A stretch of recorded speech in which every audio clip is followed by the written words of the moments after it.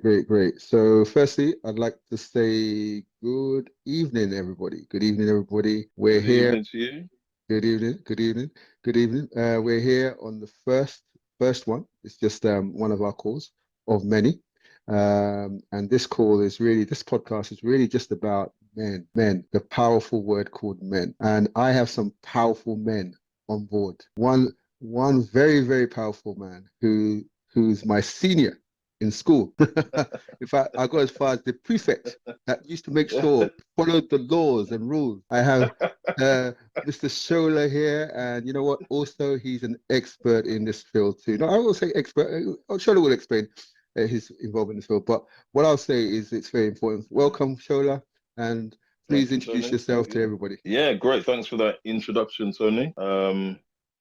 Yes, hello, here, Hero. Welcome to the other guys that are going to join us. So, as Tony, my friend Tony's already said, my name's Shola. What can I say? I don't like to start talking too much about myself. What can I say? Look, yeah, I've known Tony for a number of years. We went to school together, as he's already said. We've linked back up again in the UK over several years ago. Mainly because we have some common themes, areas of congruity, and one of them is really discussing men's issues. Men's issues. It's my passion to talk about men, and not just to talk about men, but to find a solution to some of the things that we as men, exclusively as men, face. One of the things I've always shared with Tony and other guys is that I find, I mean, look, I'm a father of three. I'm also a granddad, and so those years of experience have allowed me to, yeah, see things from different perspectives, if you like. And one of the things I've seen, especially with men, is that we generally face the same problems or issues. I believe that the difference is how we address those issues, and and how we manage them. So I think it's great that men can have a forum, have a platform where we can discuss, where we can talk, without fear of any kind of recrimination. Tony said I'm an expert of men. I wouldn't say that. Listen, I'm like any other man, still trying to thread our way through this thing called life. But what it is, I think it's the experiences that count. I like to look at myself as a mentor as well. And I've shared with many other men that I believe that mentoring is not just something we can read from a book or what somebody told us. It's based on being able to share our lived experiences. Yeah. And through those lived experiences, hopefully, others can glean some nuggets, how to navigate through. And it also gives us as the mentors, if you like, a chance to reflect and really give back. I went to just a very sort of short synopsis of where I'm coming from. So, I was born and brought up in the UK. As Tony's already said, we went to school together here in the UK. Shortly after we met, Tony and I then went back to Nigeria to live. And I was one of those guys that was hoisted back against my will, And so I rebelled. I'll be real. I rebelled.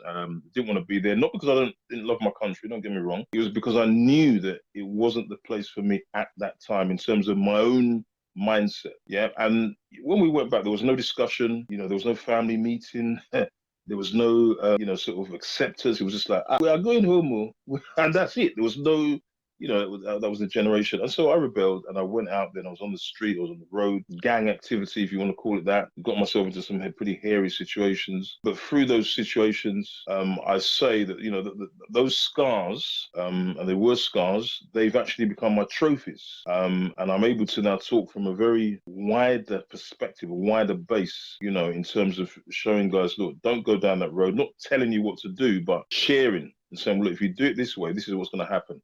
If you do it that way, that's what's more likely to happen. And so, as I said, younger guys, older guys, that's my passion. We had a platform going called Real Talk Mentors, or Real Men Talk, with which Tony was a prolific and participant of.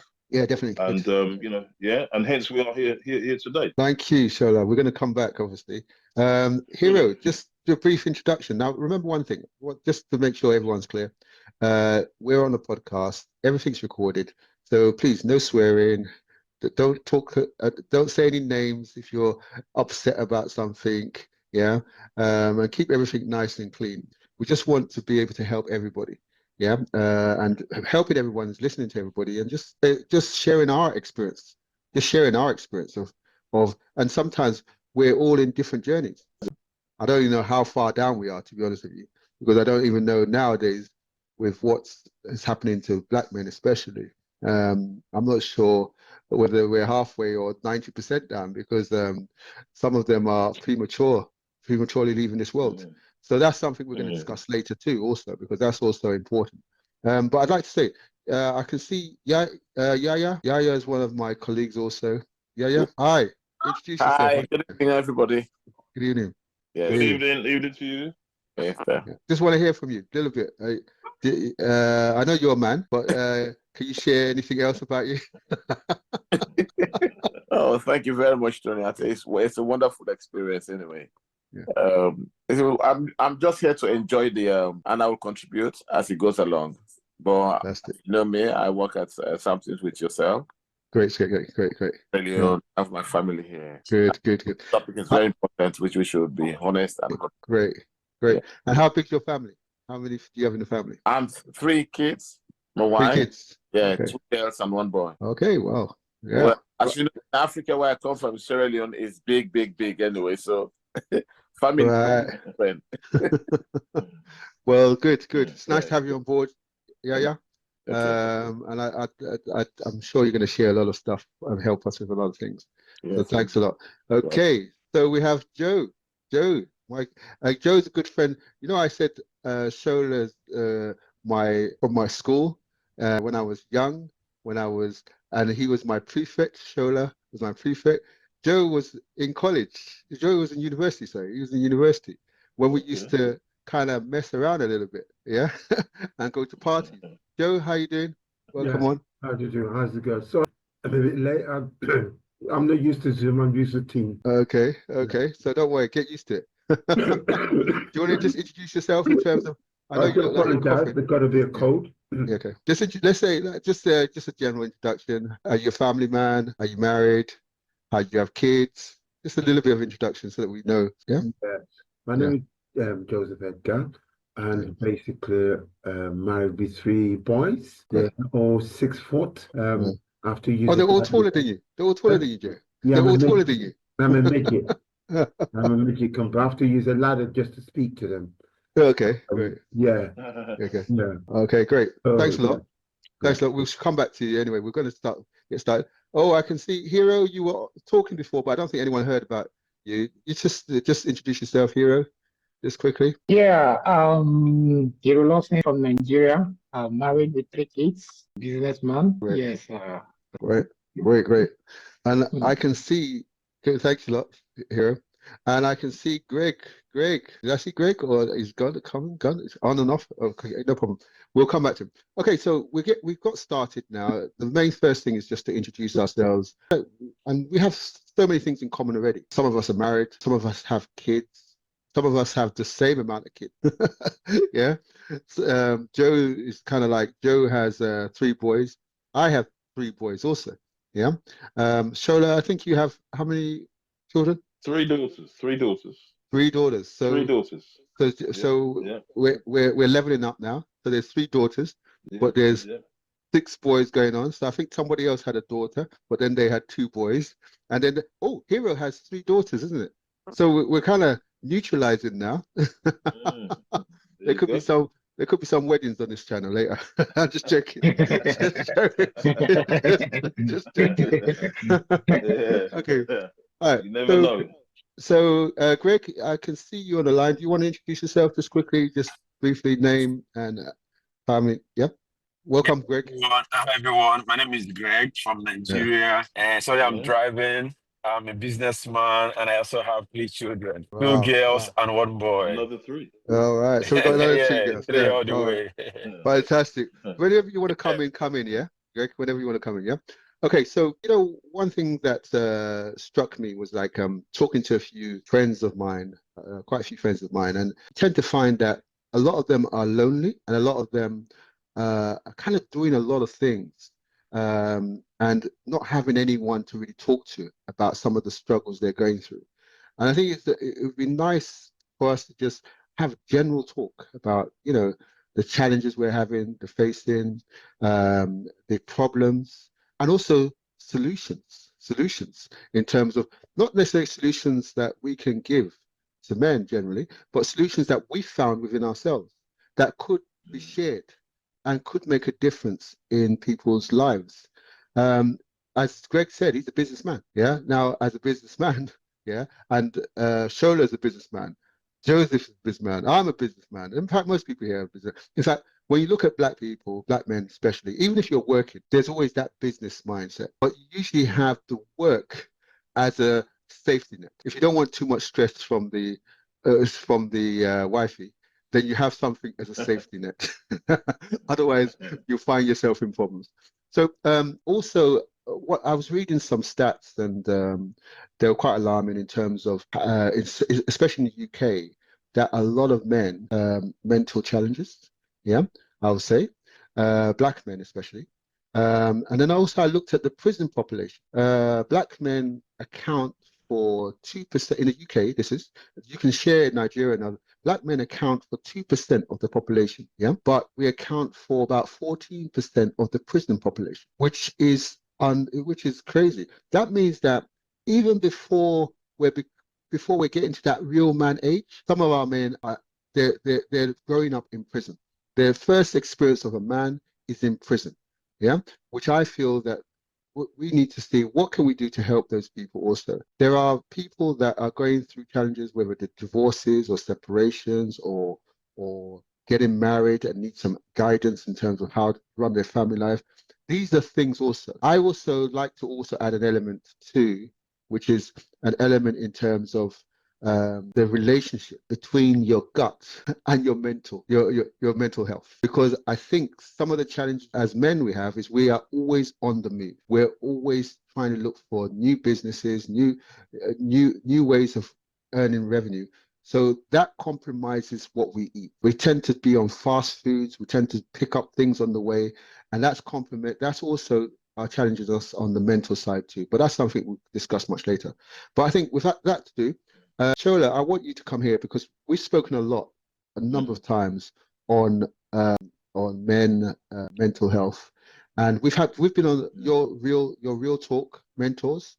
Shola runs a call which is Real Talk Mentors, mainly for black men, or men generally, and he mentors them through life, and he's had some great successes both in his own real mentors, and then also in the nationwide. So Shola, do you want to come in here and explain some of the things that you've heard and some of the things you want to talk about? Yeah, definitely, Tony. Thanks for the intro, and thanks for the the opportunity, the platform, because I mean those statistics you just shared there are very sobering, and they're extremely worrying, to be honest. I mentioned earlier that yes, I went to Nigeria age, it was about 18 or so. And I'm just throwing that in to say that, look, in Nigeria, in terms of the congruity of that particular statistic, it may not impact on the guys in Nigeria, but I think we need to zone in on it, just to share with our brothers the kind of challenges that we face here as black men and as first generation Nigerian men here, to be honest. And that's not negating any other nationalities, or let's say African men, in this country. Very worrying, very sobering, and what the solutions. I think when we talk about mental health, there's a big play for it here. And on the platform, on our Real Talk platform, we try to flip the agenda or the narrative, if you like, and start to talk about men's wellness. Yeah, because there's such a push on the negative aspect. When we think of mental health, we generally think it's very negative and very, you understand? But if we talk about wellness, it means that we're trying to do something about that health, because mental health is still a health issue. It's just that when we talk about physical health, yes, we know that when our physical health is waning, we can do something about it. Yes, as you mentioned there, Tony, we can either maybe change our eating habits, change our lifestyle, do some training. So we do something actively towards it. Now, with the mental health, I suggest that there's not too much being done about it. We just say, right, mental health issue, and then we start going down that, that slippery slope. And so we like to really push more the agenda of men's wellness. Okay, how do we achieve that wellness? I humbly suggest it's through platforms and forums like this, where men are able to talk and be real, where we have some kind of accountability to each other, where there's vulnerability, where there's confidentiality. You know, I've been reading a book, you know, from time over the years. I've gone through it 2 or 3 times now. You may have heard of it. It's a book called Men Cry Too. It's by Jason Wilson. Men Cry Too. Powerful book. You know, again, traditionally we're told men, you've got to adopt this stiff upper lip. You know, don't be blubbering, don't be crying. You know, don't be showing any kind of emotion. And I think there's the crux of where a lot of our issues are, because we hide our emotions. We tend to put a mask over situations, and then we pretend. Now that's damaging. That can't be that. That doesn't not bode well. Suicide rates. I mean, you gave those statistics. I don't have the statistics only, but the suicide rate amongst black men in this country, again in the UK, is just astronomical. It's something that's not talked about. It's something that's not discussed. It's something that's not addressed. And so I believe that, again, through forums like this, we can talk. Look at it this particular time of year now, festive season. You know, the men out there. There are men out there that are so stressed up. They're alone. I think, Tony, we had a little snippet of a discussion before. Men that are feeling lonely right now. Men that are feeling so disjointed. They're feeling useless. Maybe their finances aren't intact to be able to do something constructive towards the family, and then that causes another problem. You know, there could be deficiencies in health, you know, their physical health and so forth. And I want to lay something now, I think I've discussed with you, Tony, many times, about our spiritual health. Now, I'm not talking about religion. I personally believe that there's a disconnect. You know, I believe there's a disconnect, because we talked about business, us as being aspiring businessmen and so forth. And I'm a believer in the sense that until we get that area in hand as well, I'm talking about that spiritual alignment. I don't believe that we could look. Human striving can only take us to a certain point. Yeah, I believe there's that extra bit that we still need to add. The extra bit that we still need to have, you know, to get those successes. You know, whether it be in our business, whether it be in our family units, whether it be to do with our health, and our general well-being. So just to round up, I don't want to talk too much. I mean, the whole aspect of mental health, then, I believe it hinges in some of those areas that I've just mentioned there. And I think doing things like this, you know, having these sort of forums, I think it paves a way for us to get some sort of solutions out. Thanks a lot, Charlotte. But what I want to do is just try and touch with everybody, and then we'll come back. Yeah. So I'd just like to add to what somebody just said, because the mental health, it's not just purely based on, because there's a statistics that came out a few years ago that the England institutionalized racism in terms of putting black people into mental health easily because they're simply different or behave different, laugh different, act different, react to certain conditions differently. So the white society are quick to put black men or female into a mental institution and treat them badly because then the behavior it's not common to them, it's not compatible to them. So from that point of view, it's a lot more than just, you know what I mean? And it's also, our culture back in Africa is quite different. I'm Nigerian too, born here. But the issue is our relationship with our wives are different. That changes. That helps your family health is tied to your wife, tied to your extended family. It's not just purely on economic or what you eat. There's so many variables to this mental health issue. I mean, that's a good point. That's a good point. And I think what I'm going to do is quickly ask everyone a question. You know, one of the things I posed was everyone can just, is it true that black men don't talk? Joseph, let me just ask you that question. Why do black men not talk, or is it true that they don't talk when it comes to these issues? You're on mute at the moment. So Joseph, if you can unmute yourself. Yeah, I think one of the interesting issue is that, you know, communication with your wife, your closest ally. One of the issue is that, or human being, indeed human being, when you reveal too much of yourself, they see that some, not all, some deem that to be a weakness in you that they can use. Human beings are not perfect human beings. They're not perfect. They will use that, and one of the great aspects of it is that back in Africa, we have extended family. So we're constantly communicating. We live in a surrounding environment. Like the Indian, they live in a surrounding family. They live together in one house, sister-in-law, brother-in-law, and all of that. So I've got a friend who's a Muslim, all his family live together.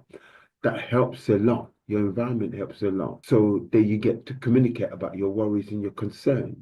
So the question is, just to answer your question, is that they deem, if you are sensitive about certain issues, some people take advantage of that and use it against you.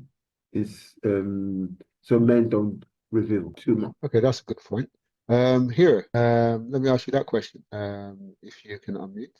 Why do men not talk, or do they talk about these things? Yeah, I think is basically what we have been saying so far. One of them is black men, they came from colonialism and slavery, and I'm just wondering, like the housemaid I have in my house, she doesn't. If you don't interact with her, she definitely don't talk to anybody, because all she does is you send her on errands. She goes to do this, go and do that, go and do that. You shout on her, shout on him, and all of that. So when you are subjected, when you are oppressed, it's a legacy. You inherited it over. So most times men they are shy to express how they feel, because they feel like their voice is not recognized. That's who are there to talk. They are inferior beings. I think it's part of it in Africa here. We don't really believe that we are better off than the West. So because of what we have been through in their hands, I think it also contributes to that. Yeah. Thanks a lot. Thanks a lot. So if I say Yaya, let me ask you that question. Yeah, if you're allowed to unmute. Yeah, Yaya. Yes, please. Yeah. So what do you say on that? I think men are quiet. It depends to the background, Yeah. And where we come from. Some of our culture, we're told you should not talk, or you respect elders, and but also because of some exposures we've attained, and some of our education has opened us up to challenge certain things. I think it's changing. It's changing gradually, and although even for like our kids, because they see us doing things and they read and they've mixed with others. So I think it's changing. It's changing. I'm proud to say actually it's changing, being that quiet thing. But also within the homes, it's different. I think we should look at the quietness of men in different environments, within homes, within families, at work or business, whatever it is. So I think it's different. We should look at it in different categories, that we can be able to address some of the issues of the quietness of men. What do you? I mean, that's a good point. Good point. Good point. Thanks a lot. Yeah.